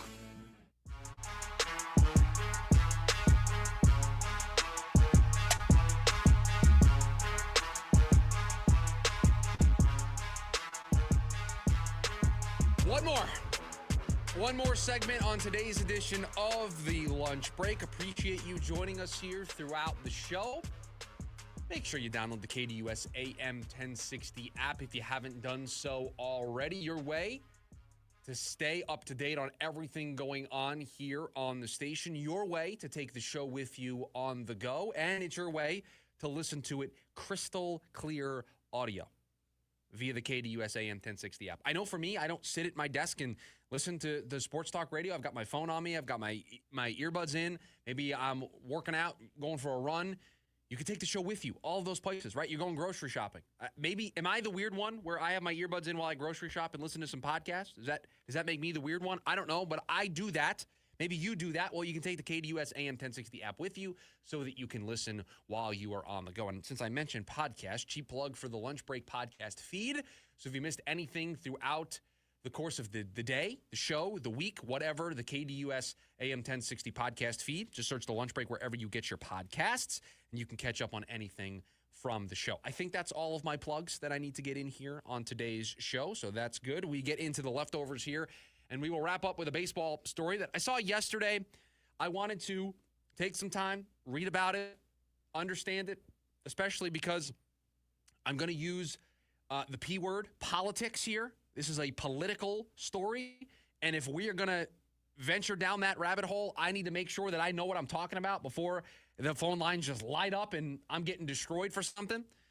So there was a House bill proposed yesterday, House Bill 2074, and this bill is supposed to help the Diamondbacks in their pursuit of upgrades at Chase Field. So this bill that was introduced, it would create guaranteed revenue stream to help the Diamondbacks make the adjustments that they want to make to Chase Field and allow them to sign that new lease. They don't want to sign a new lease for Chase Field until they get what they need in order to renovate the place. And the interesting thing about this is it's not really a new tax. It's a tax that already exists. So the way it works, and this is why we took the time to look into this, is that the sales tax that is generated from everything that goes on at Chase Field, all the events, instead of going into the fund that it currently goes into, this House bill would say that the money that those events at Chase Field create in terms of sales tax goes into a fund that would be invested into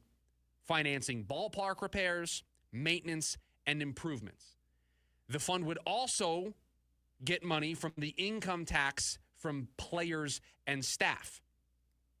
Both of those revenue sources would generate around $20 million a year. Now, my immediate thought is, okay, you're taking an existing tax and you're changing what it is applied for. So my first reaction is, what are you cutting? Because this is where people are going to get upset. And so what this deal or what this tax currently covers, it goes to state and local services that are used for everything, healthcare, prisons, education, you name it. It is just local services on a state and local level. And so that's not really going to be a winning argument when we have budget conversations on a regular basis in this state, in the country, all over the place. At home, you have budget conversations. And if you're cutting the essentials, there are going to be people that say you're really cutting from education, you're cutting from healthcare services and all this stuff to fund a baseball park. Tough, right? That's going to be a tough look. And so we will see what happens.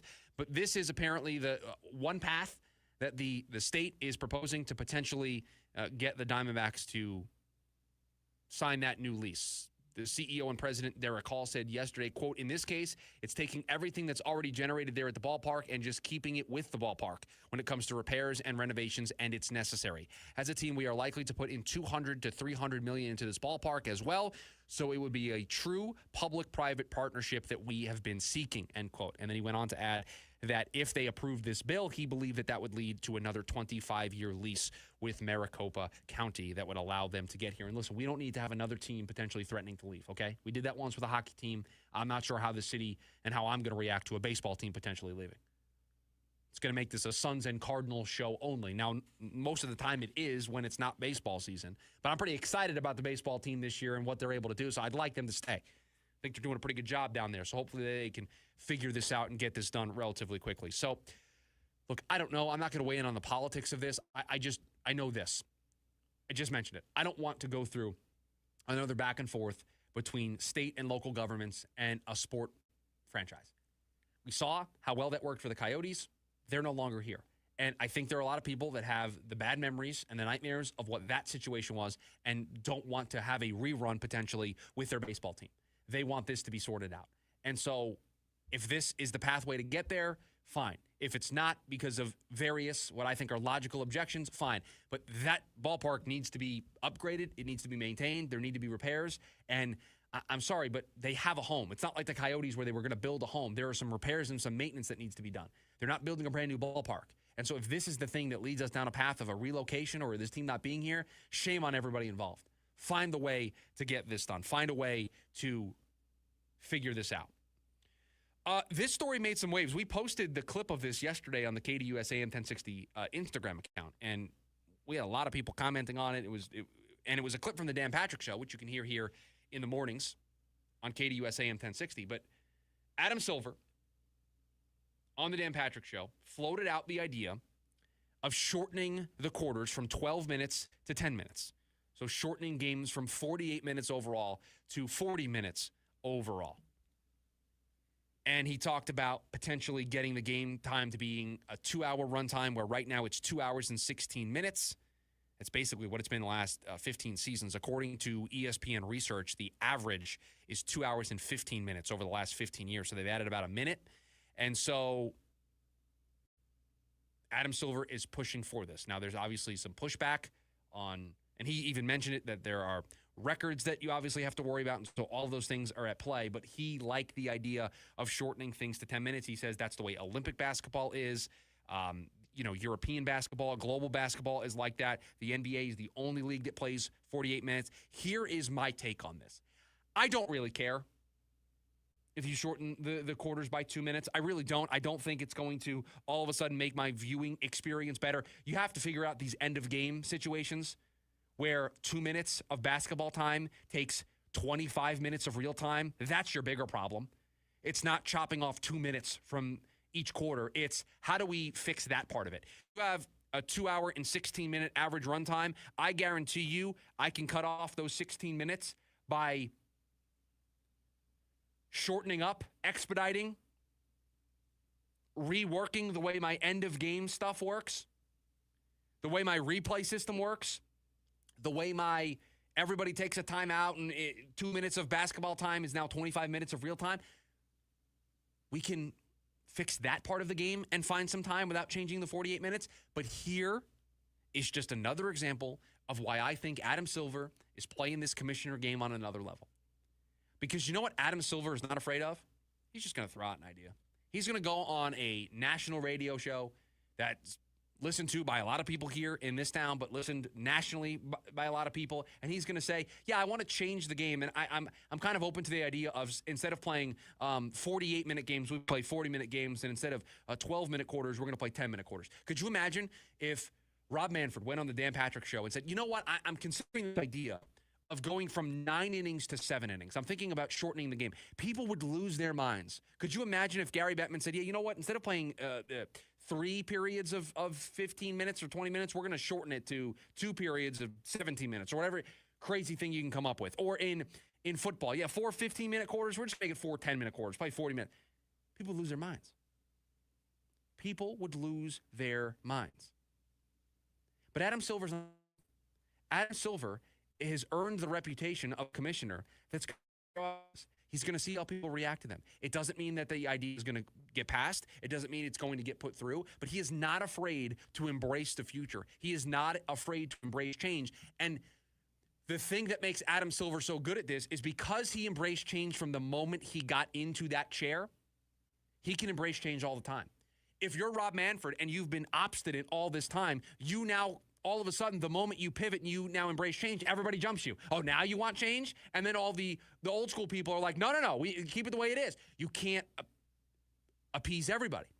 But Adam Silver from the word go said, I'm not against changing this game. I'm not against looking at new rules. I'm not against potentially making some tweaks. And because he went into the job with that mindset, he can throw this out there and he's not going to get overly criticized. It's going to be debated. We're going to talk about it on this show as a topic. NBA people are going to weigh into whether or not they think it's a good idea. But ultimately, it's just conversation. It's just throwing something out there. Other sports commissioners, they can't do that. They'll get jumped by their fan base. They will. If Rob Manfred wanted to shorten the game to 7 innings, he'd lose all of his hardcore old school baseball fans. He couldn't dare. He floated out the magic at bat idea a couple of weeks ago. Not we're thinking about it. He just threw it out there as an idea that's been talked about, and he did like 2 days worth of the show about it because people were losing their minds over it. Adam Silver says, yeah, you know what? I'll just change the game to 10-minute quarters. Everyone's like, oh, wow, great, interesting idea.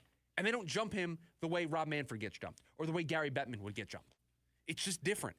Why is it different? Because Adam Silver embraced change from the word go. He didn't come into the gig and just keep things status quo and now is all of a sudden embracing change. He embraced change from the moment he got the job. So he appears genuine.